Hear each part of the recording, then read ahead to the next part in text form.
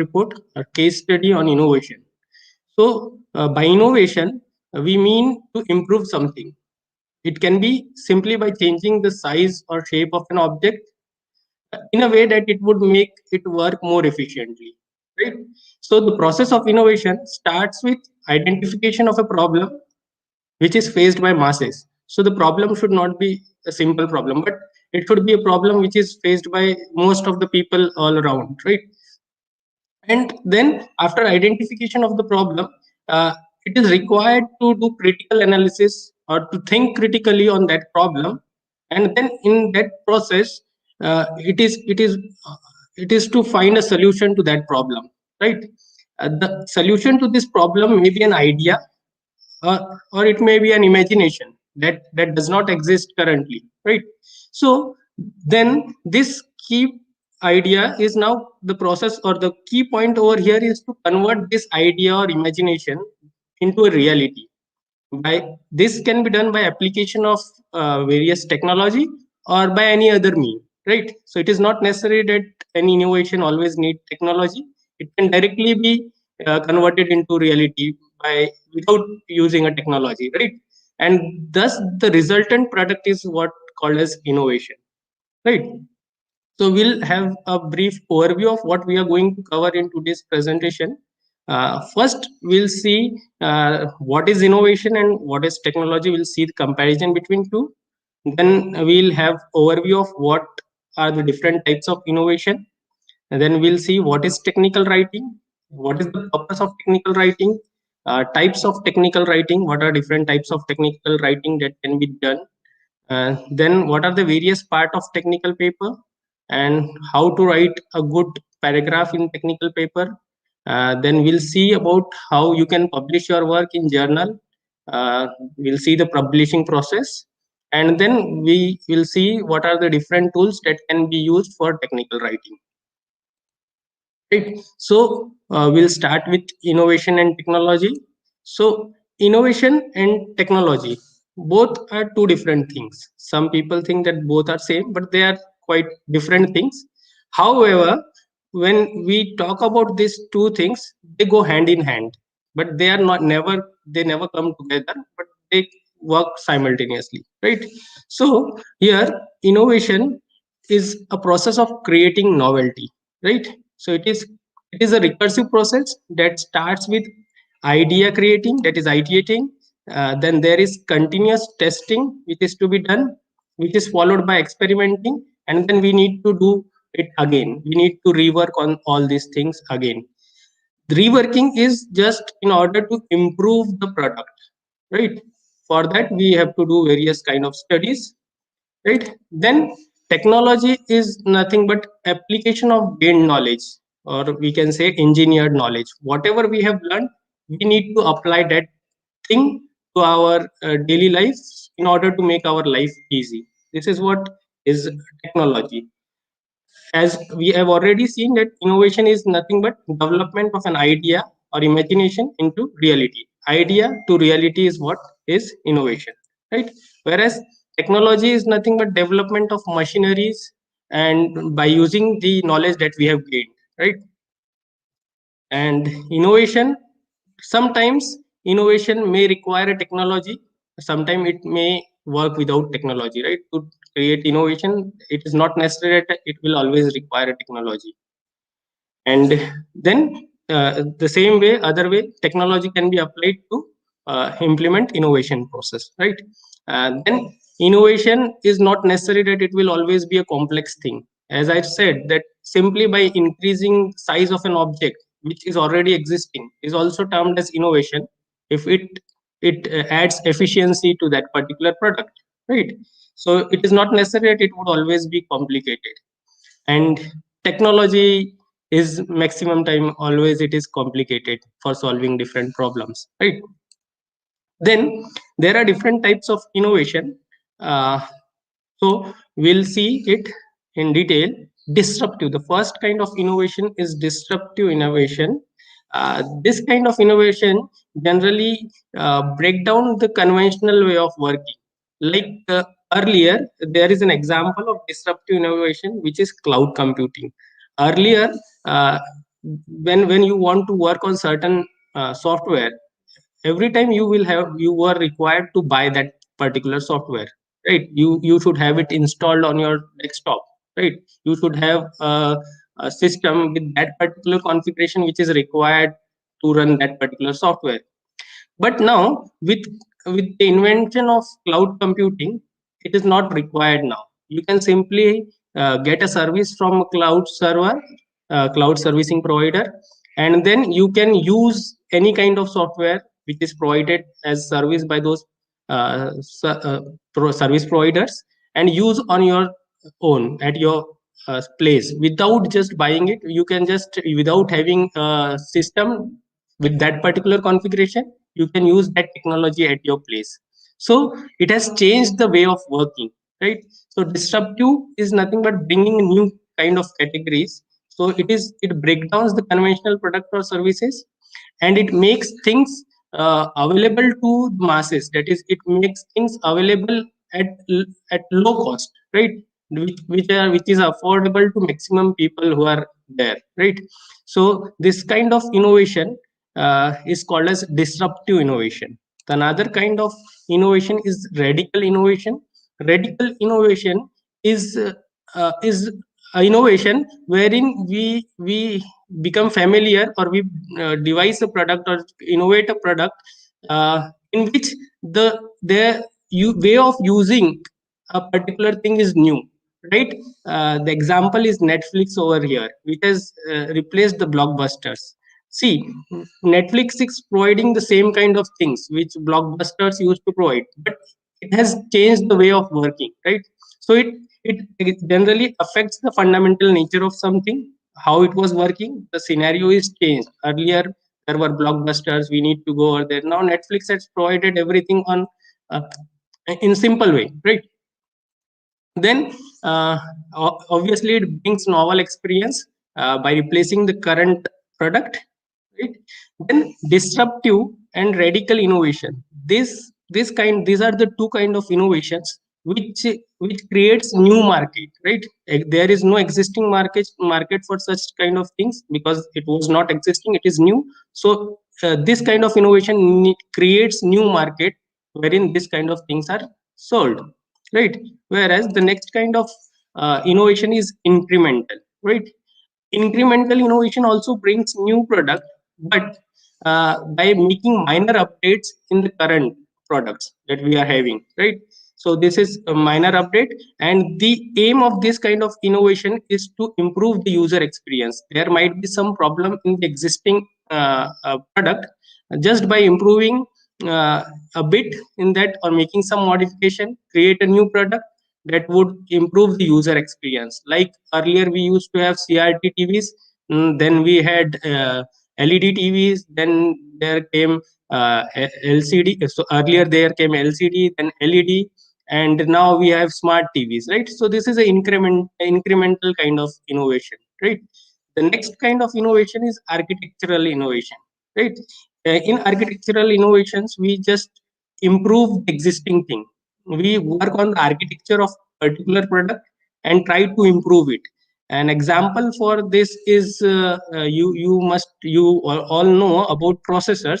So earlier there were single core processor, then dual cores, and now multi core. So they are improving the architecture of this particular thing, and this kind of innovation are called as architectural innovation, uh, which works on the architecture of the product. And while doing so, it makes sure that the usefulness of the product is same, right? Just it enhance the working, right?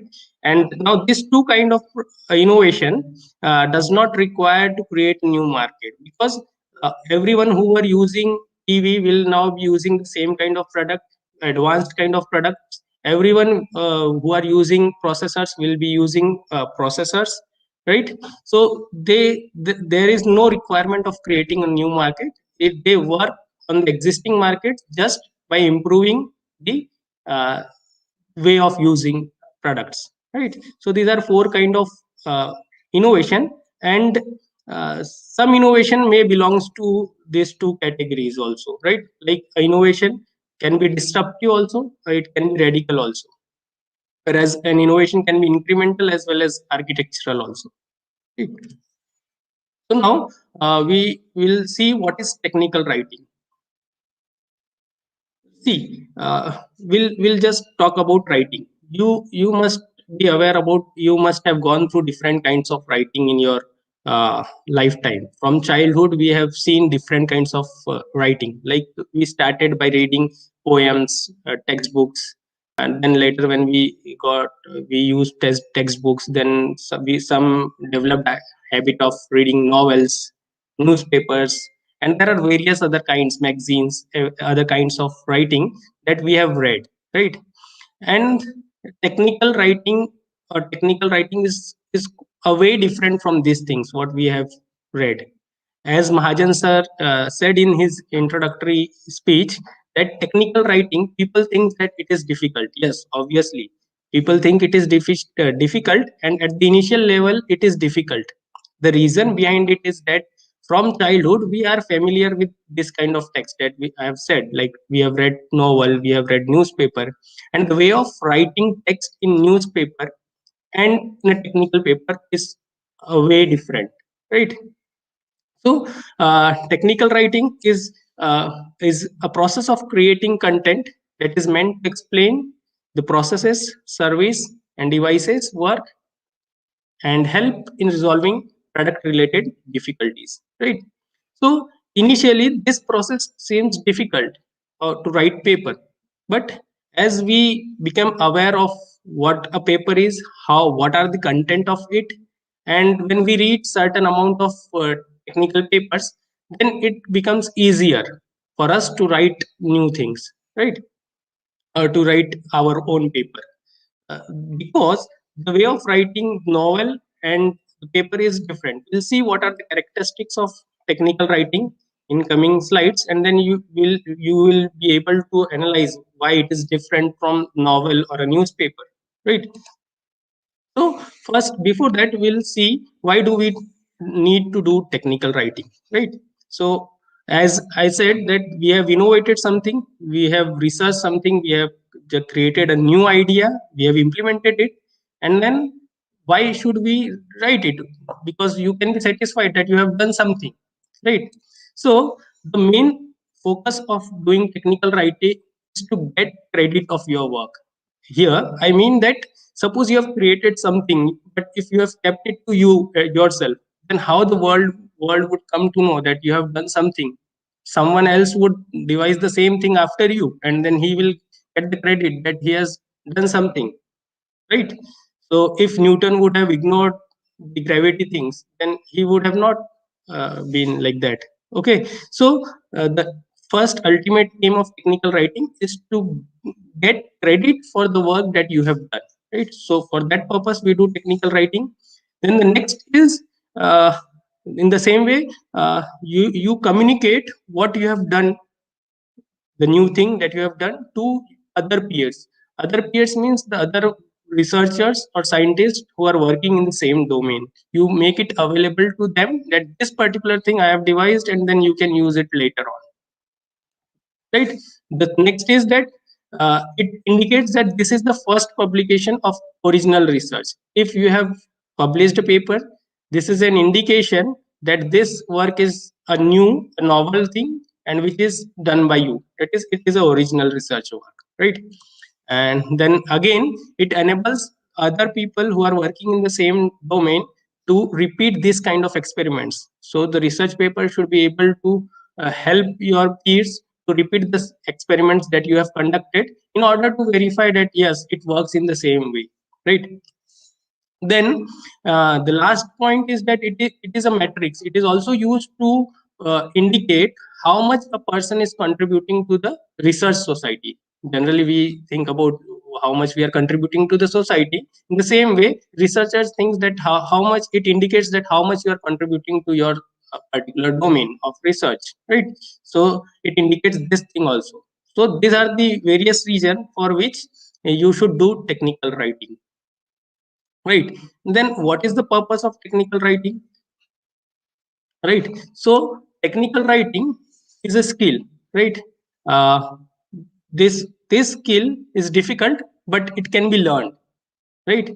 We can learn how to write technical papers, and the key purpose of this technical writing is to uh, efficiently inform the readers of your paper what you have done, right? The first purpose of this technical writing is to inform the users or the readers of your paper what you have done.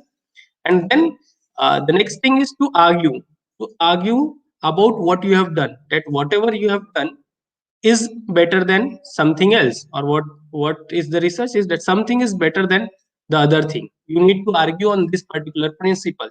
So this is the main purpose of writing technical papers, that is to efficiently inform what you have done and to argue that something is better than the other thing, right? So this is the purpose of writing technical papers or technical writing. And what are the important characteristics of good technical papers? So whenever you write a paper, you can write a paper, but for a paper to be good, it should have certain characteristics, right? And these characteristics, the first characteristics is that it should be understandable, right? That is, whenever a person is reading your paper, he should be able to understand what you want to say, what you have done. It should be clear to him, right? So the first characteristic is that it should be understandable. The second is it should be evidence based. That is, you cannot just say that this is like that. If you are saying something, then it should have a proof for it, right? It should have certain experimentation, it should have some results. So it should have some evidence that yes, it is like that only, whatever you are saying, it is true, right? So it should be evidence based, whatever results you have produced. The paper should be straightforward, like it should not be hiding something. Like in novels, what we do in novel, everything is like a suspense till the end of the book, right? It should not be like that. Whatever you are saying, it should be straightforward, that is, it should directly communicate your idea to others, right? Then obviously it should be logically structured. It is, whatever is the structure of the paper, it should be in a logical manner, right? It may not happen that you write the conclusion first and then you give the introduction what you are doing, right? So the way of writing should be logically structured, right? There should be a sequence, a structure that should be followed, right? Then it should be unbiased, right? Whatever is the thing, you should mention it directly. There should be no biasing in the results, right? The next is, it should be precise. Whatever you're writing, it should be accurate, to the point. Okay, so these are the different characteristics of good technical paper. Then there are different types of technical writing, right? So the first kind of technical writing is a review article, right? A review article is a survey which we do on the existing work, or which the work which is already published, right? And obviously it should be based on a particular topic. And then in this, we present the overview of current scenario or current thinking of a particular issue or a particular topic. So here we'll study whatever is existing on a particular domain, then we'll present our overview or the current thinking of the of the world on that particular issue, right? And the aim of this review writing is to identify a potential research area that is that can be explored further, right? That can be explored further, which was ignored by, which may be ignored by some other person or other peers in this domain, right? So this is the aim of review article, and it consists of the basic things. These are the content of a review article, that is, it will have a title, uh, abstract, an introduction, literature survey, and discussions about what you have identified, and then lately the conclusion. Okay, so these are the content of review article. Other than this, all articles we have will have author's details that I have skipped because that is obvious, right? Then the next kind of article is technical paper, and this technical paper can be of two types, that is a journal paper or conference paper. So journal paper are nothing but detailed description of the work which you have carried, right? Whereas the conference papers are usually short and concise, uh, and they have a limited number of pages. It is a short description or concise way of presenting your work, right?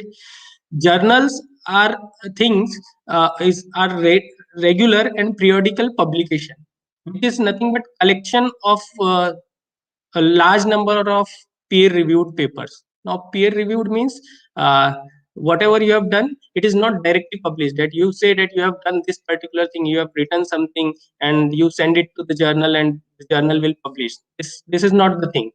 The journal will accept your publication, but then it will show it to other people by hiding your details. And then those people are called as reviewers of your paper, who have knowledge about the area in which you are writing the paper. They are experts in those domain, and they know about what is the current scenario in this particular domain. So they go through your paper, they read your paper critically, and see if it is publishable or not, whether what you are saying is true, whether it is already existing, you have just copied someone else's work and claiming that it's yours. So this kind of review is done by the reviewer, and uh, if it is cleared by the reviewer, then they will accept your publication. We'll see the process in coming slides of journal publication. Whereas conference is a place where the scholars, researchers, innovators, professors, academicians, etc., different kinds of industrialists, this kind of people gather together at a place and discuss the research and development in a particular domain, right? In certain fields of research, right? So there is a place where you go and present, you discuss what is the current situation, what are the research developments in that particular domain, right? So this is a place where a different kind of people join together, right? Then the journal paper and conference paper also consist of different kind of headers or subsections, sections. So these are commons for journal or conference paper. Some conferences may specify that this should be there, this should not be there, but generally, in general, these are the contents of a conference or a journal paper.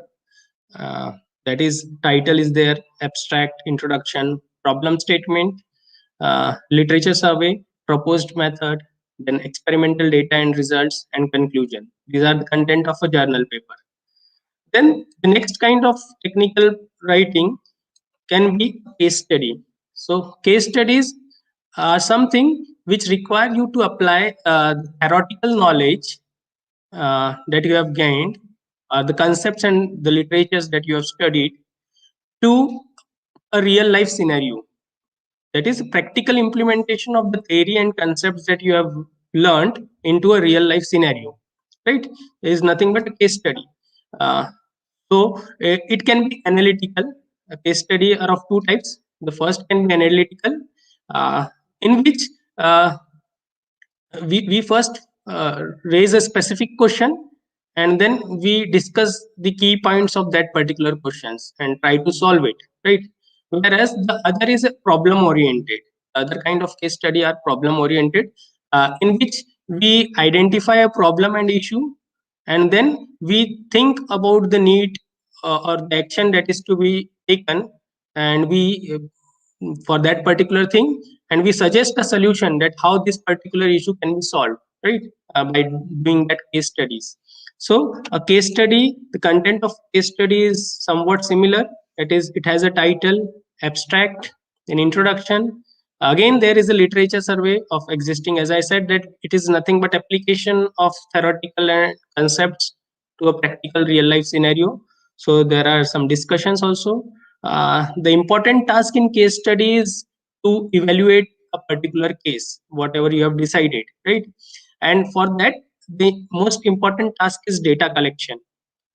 The way how you collect data information is very important, and for collecting this data, there are certain questionnaires that are to be framed, and these questionnaires or the answers to these questionnaires are to be asked to the stakeholders whom you decide that who can be helpful for your analysis, right? Then based on this data which is being collected, you do analysis on that data and then propose a solution and give your recommendation or a conclusion that what can be done, right? These are the contents of a case study. Then the next kind of things are patents. Patent is nothing but getting an exclusive right for the work you have done or for your invention, right? And to get patent, uh, different kind of information, technical information about the invention that you have done has to be prepared and submitted to the authorities in order to get a patent, right? And for that we need to write a patent application, and the content of a patent application are these, that is title, abstract, then concept or design, whatever you have designed. Innovation can sorry a patent can be filed on the concepts also, or if you have designed something, then you can provide the design of that particular thing. Then you need to provide the descriptions of the things that you have used or the items that you have used. And then you also need to provide the literature survey and what was the lacuna in the existing thing. So you need to provide the gaps that are identified in this literature. And then at the last you need to provide the claims and conclusion. Claims that what your product will do. Claims means what your product will do, how it will do something better, right? Or how it would be useful to the society. What are your claims about that product that are to be mentioned, right? So these are the content of patents application, right? Then other kind of technical writing is a book and thesis. For today's discussion we are not going into the detail of this particular thing, but you know that there are chapters, there are sections, subsections in books. So for today we are not going to go in detail about this. So over here you can observe that most of the technical writing things, that is either it may be a review article, a journal conference paper, or a case study or patent, most of them are having something in common, right? So we'll see it in detail how to write these particular things, right? And that constitutes the various part of your technical paper, right? So we'll see in the slides what are the different parts we have already seen, but we'll see most common parts that are required for writing a technical paper, right? So a paper can be divided into three parts. As a beginning of sorry as beginning of the paper, right? And the beginning of paper constitutes three parts of your document of that paper, and that is nothing but the title, abstract, and introduction, right? So these are three separate parts, but we say that this is nothing but the starting of the paper or the beginning of the paper, right? So the title, it must be written in a way that it should first specify your area of research, that is what is the area of this particular application, of this particular whatever you have done, right? So it should specify the area of research. Then it should specify the uniqueness or specific, that from this particular area of research what is the key point that your paper is pointing to, what is the specific thing that you are working on that particular area, from that particular area, and what is the new thing that you have done, right? So the title must consist of these three things, right? That is, it should focus on the area of research that you are working. From that area of research it should come to the specific point on which you are working, and then later lastly it should also able to specify what is the new thing in it, because the same thing might have been done by other people also, but what new you are doing. So it should be specific from, or specified from the title of your paper, because whenever other peers will be reading your paper, the first thing that they will observe is the title. So if they are able to identify that this title, from the title itself, that it is, yes, this can be helpful to me, then obviously they are going to read further, right? So title should be specific and it should specify these particular things. Then the next part of your beginning of paper is abstract, right? So this is the part which is at the beginning of the paper, but I would suggest you that this part should be written at the last, when the complete research is done, when the complete paper is written, right? At the last you should write abstract, right? And in this abstract, you should mention all the important results that you have gained, right? Whatever is the important thing, the specific results that you obtained uh, from your research, it should be mentioned in the abstract itself, right? And this abstract should be self-contained, in a way that after reading the abstract, the overall idea of what you have done should be clear, right? Because after reading a title, the if it seems familiar to the the reader, then he'll go on reading your abstract, right? And abstract, by reading abstract, he will decide whether he should further go and read your paper or not, right? So it should be self contained, right? The next part is introduction. So introduction, in this part, you will you will explain what your work is, that is what you have done in short. Then you will also say why it is important. But why it is important means you will draw the attention of the user.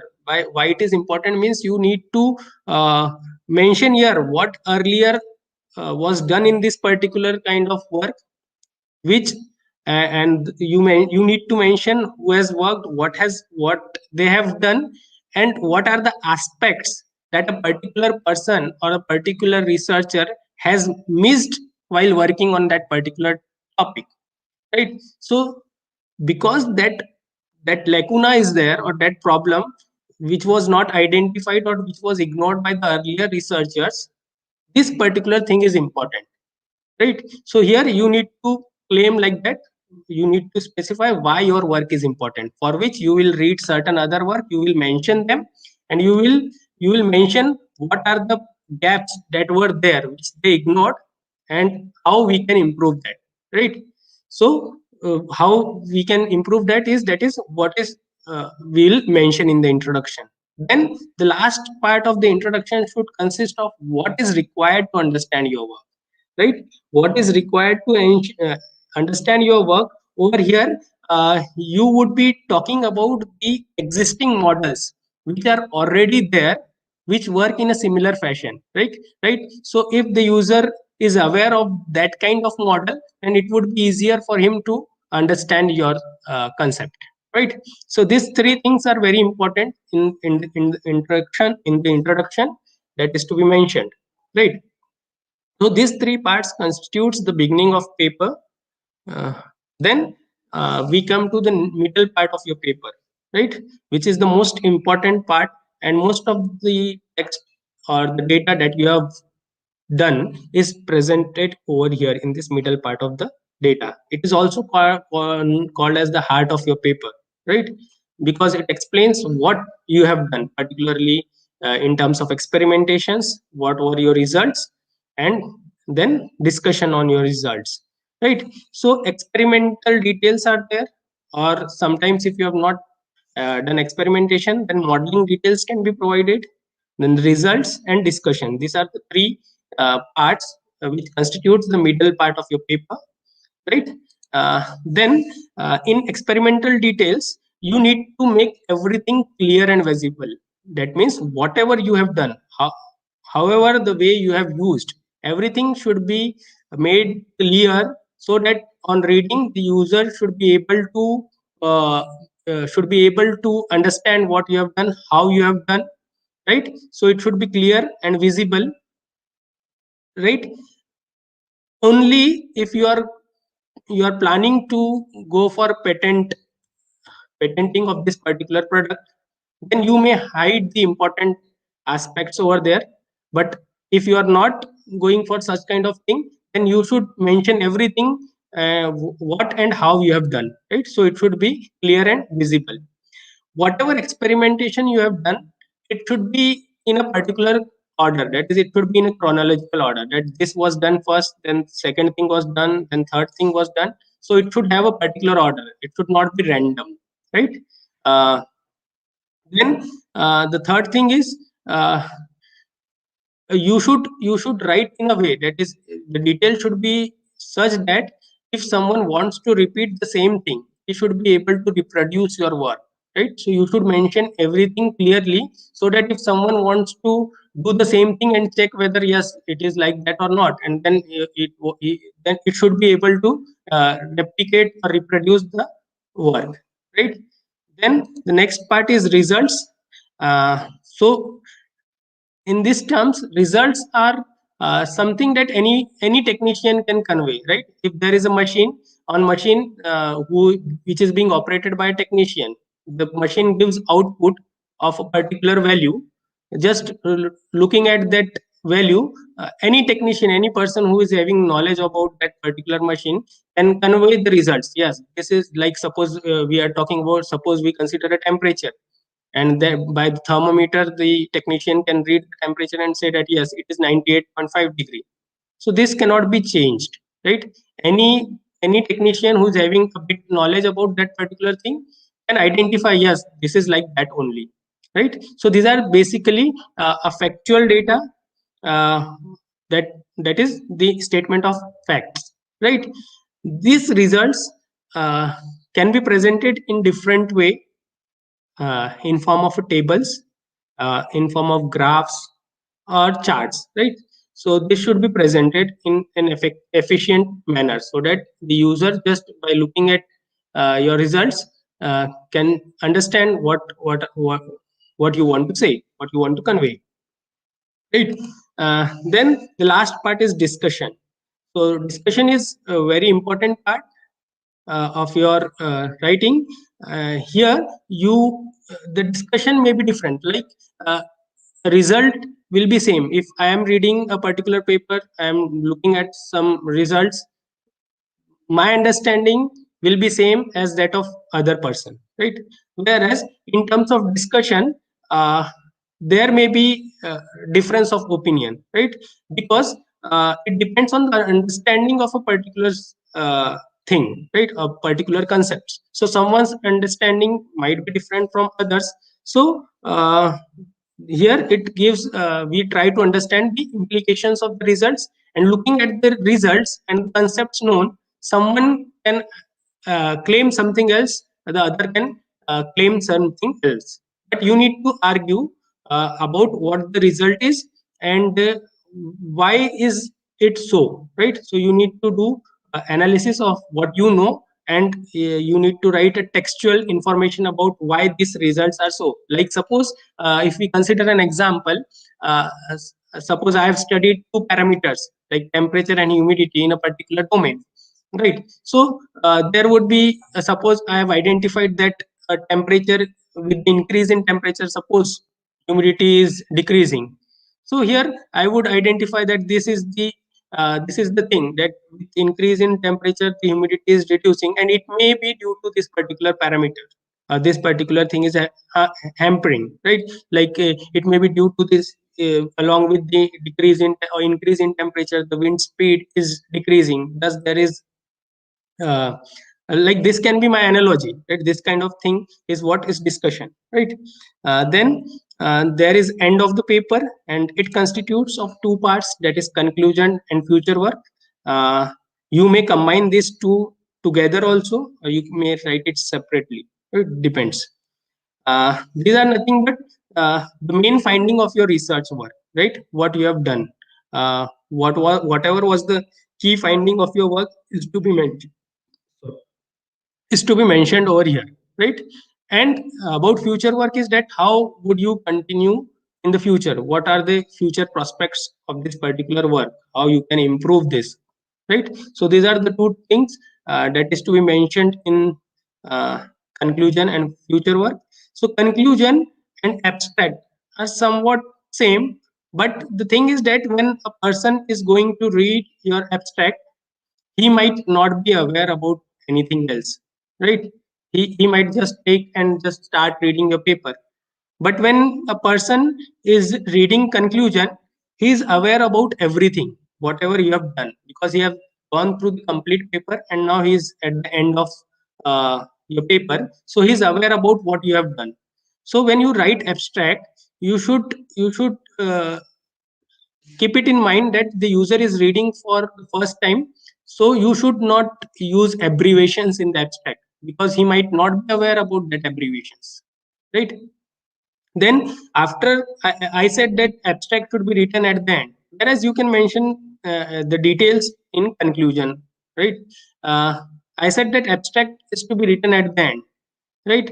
Because by reading everything, writing everything, you became aware of what is the important thing that should be mentioned in the abstract, right?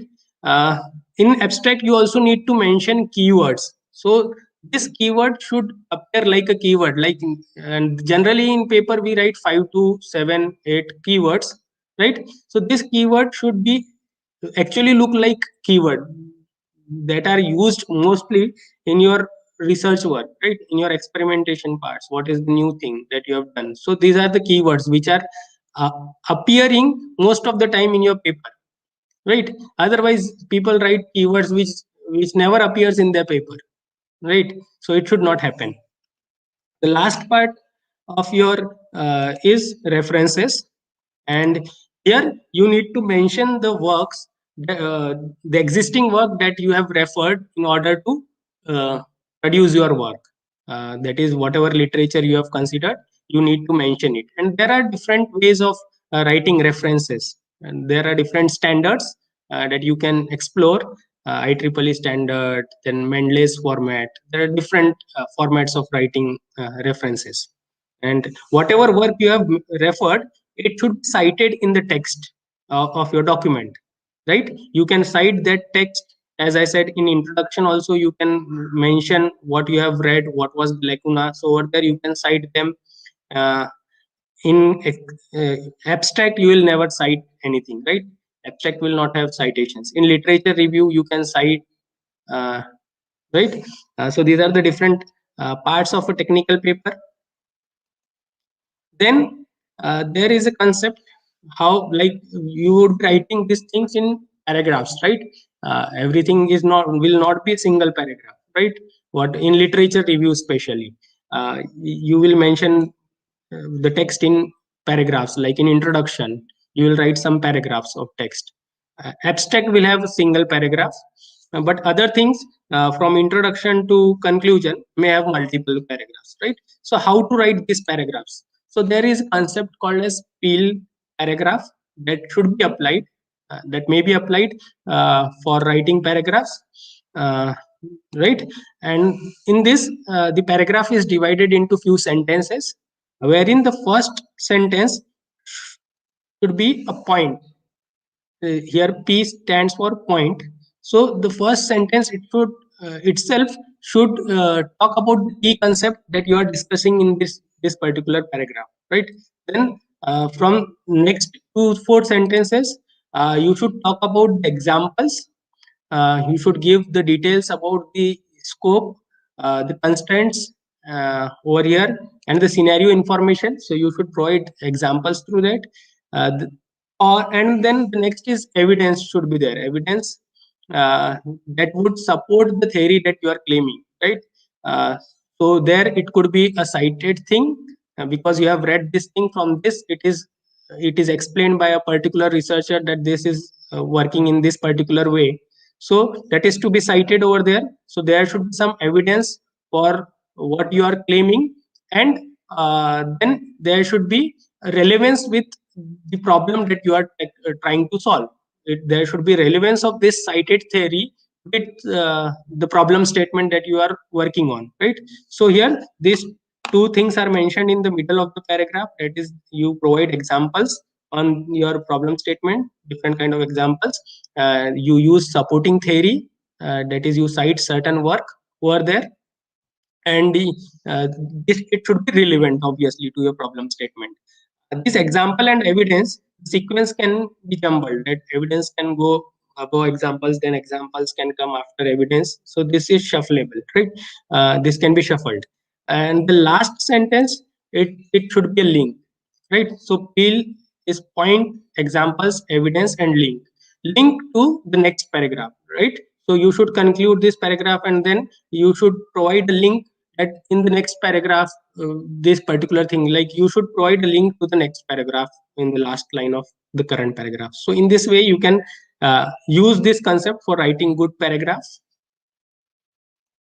Then we will discuss about the publishing process in journal paper, right? So we'll discuss basically about journal paper, uh, what kind of scenario is there, or how you can publish a paper. So by using the concepts that we have learned, you can prepare the initial draft of your paper, right? You can create the data that you would be publishing first. You can combine all the data. After creating the initial draft, you can discuss with your friends, you can discuss with your faculty, you can present your data in front of your faculty, and then based on the reviews you will get from them, you can revise your initial draft, right? After discussing with your faculties, they will suggest you some changes. Your friends may suggest you something, then you need to work on that change and then revise your copy, right? This process may repeat multiple times, right? But this is where students sometimes get frustrated and then they stop working on the paper, right? But this is the most important thing, because uh, getting a change at the later stage, it's better to improve first and then submit to a journal, right? So this is the place, and after you are satisfied with your initial draft, by making this revision, you can create a final copy of your product, of your paper. Again, it may be shown to your faculties and it may be revised again, right, if required. Otherwise you can just consider this final copy, and this final copy can be updated with the help of writing tools. What different writing tools we'll see in the next slide. So this can be updated by the writing tools, and you can revise this final copy by applying the different tools which are available, right? Then after this is fixed, that is, you have decided that you have used writing tools, you have identified that there is no issue in this paper, there is no plagiarism, there is no grammatical error, it is in the required format, uh, then you decide the journals where to submit, right? These journals also provide you the format in which you have to submit that paper, right? So you can use these writing tools for making the final copy in the format which is accepted by that particular journal. So this part is very important, that is decision of journal where to submit your paper. There are various kind of journals that are available, uh, and that they are like, there are some SCI index journal, is Science Citation Index. There are Scopus index journals. There are UGC care journals, and there are normal journals also. The quality of a journal is dependent on something called as impact factor of the journal. uh, the high the impact factor, the more is the repute of the journal, right? The impact factor is nothing but it is the number, it is a ratio between the number of papers of that journal which are being cited for the last 1 or 2 years, to the number of papers which are being published by that journal in the same period, right? So this is what is called as the impact factor. So if higher the ratio of impact factor of this ratio, the more reputed the journal is considered to be, right? The highest standard of papers are the SCIs journal papers, then Scopus, and then the UGC care, and so on. So you decide upon the journal where you want to submit your paper. After submitting your paper to the journal will send your paper to a review committee for peer review process, right? And based on the reviews which is received by the journal will take decisions.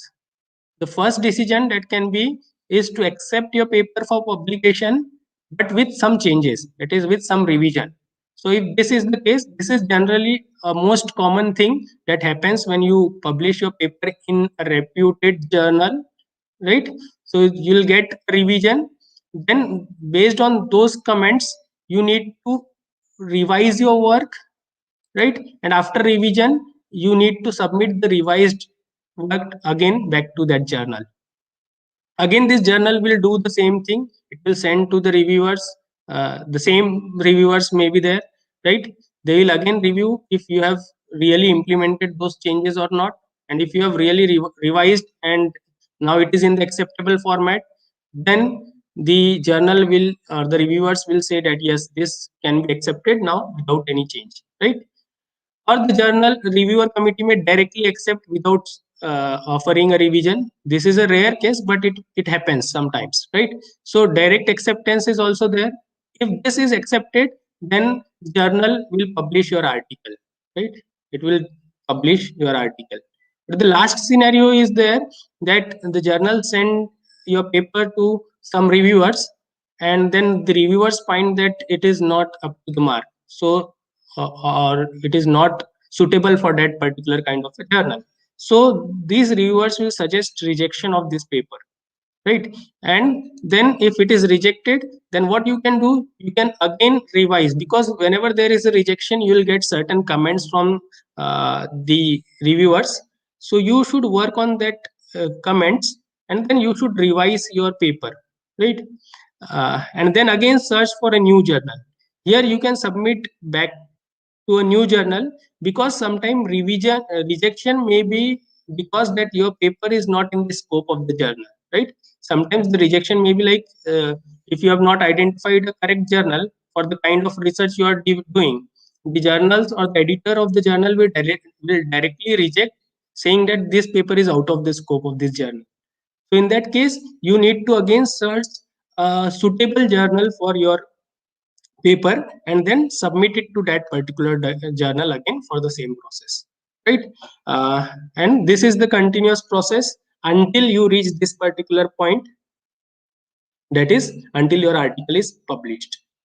So this is the publishing process for journal paper. And then the last is the tools for technical writing. So for writing your technical paper, there are different kinds of tools available. You can write your paper in any word editor, but the formatting is tedious if we talk about Microsoft Office. So there is a tool which is provided basically for scientific writing or technical writing, called as LaTeX, right? So this LaTeX uh, is a tool which is used for technical writing, which is also called as a format setter.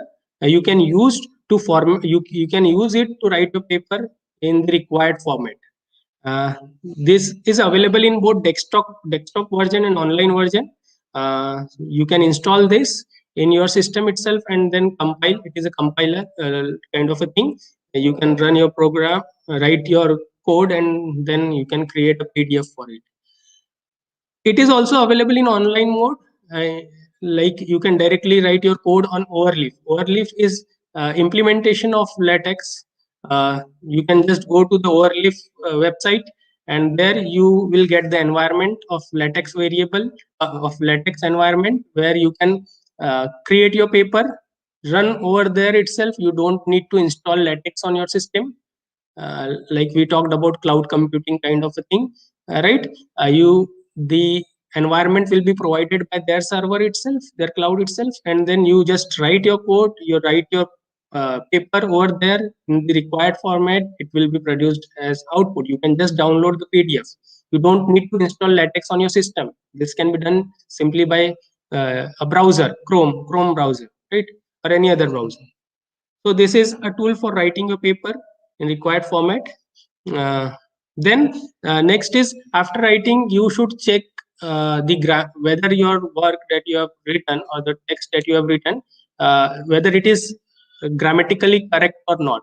So for this, you can use certain tools like Grammarly or grammar checking tools that are available, or you may also show it to your expert in that particular language, right? To your faculties also, they may help, right? So if it is checked by a proper checking tool, software, it is better, right? And the last thing is, whenever you are writing something, it should not appear as that it is a copied work, right? It should not be a copied work. Okay, plagiarism is like stealing something. If there is plagiarism in your work, it is of low quality. Journal will not accept, right? So there are certain softwares that check whether your work is copied from somewhere or not, right? And this type of softwares are called as plagiarism checkers. An example is a plagiarism checker itself, and then Turnitin is another example of this plagiarism checker software. uh, then there are other softwares also. Rupund is there. These are different softwares wherein you just need to give your file as input, and it tries to find similar kind of data which is available on the internet. It searches your data and it finds the link wherein this kind of text is already available. Then it provides you the percentage of plagiarism that you have done. And if certain journals are accepting up to 10% plagiarism, less than 10% is okay. But if it is more than 10%, then the paper need to be revised, right? So you should write it in your own language. So these are the different tools that can be used for writing your paper efficiently, right? Because the aim of technical writing is to uh, what was the aim? The aim is to efficiently convey your information. It is the work that you have done. Okay. uh, so with this, uh,